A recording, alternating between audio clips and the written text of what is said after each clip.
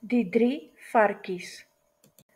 Eendag was daar 3 varkies wat by hulle mamma gewoon het. Een oggend roep mamma hulle: "Seuns, julle is nou groot. Dit is tyd om die wêreld te gaan verken." Die eerste varkie bou sy huis van gras.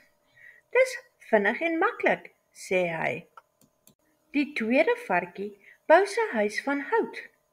"My huis gaan mooi en sterk wees," sê hy.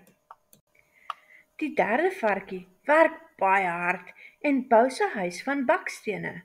"My huis sal veilig wees, al kom daar 'n gevaarlike dier." Toe kom daar 'n slim en honger jakkals aan. Hy ruik die varkies en sê: Ek gaan varkies vir aandete hê." Die jakkals klop aan die grashuis. "Laat my inkom of ek blaas jou huis weg."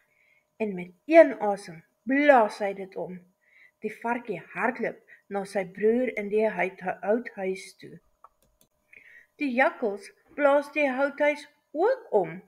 Die 2 varkies hardloop na die baksteenhuis toe. "O, julle dink hierdie huisie gaan my keer," sê die jakkals, terwyl hy blaas en blaas.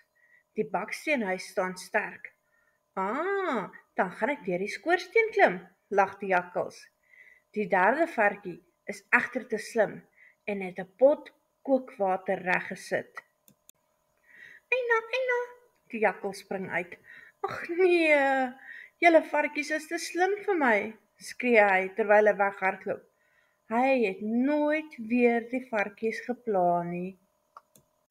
Van daardie dag af het die 3 varkies gelukkig en veilig saam in die baksteenhuisie gebly. Die einde.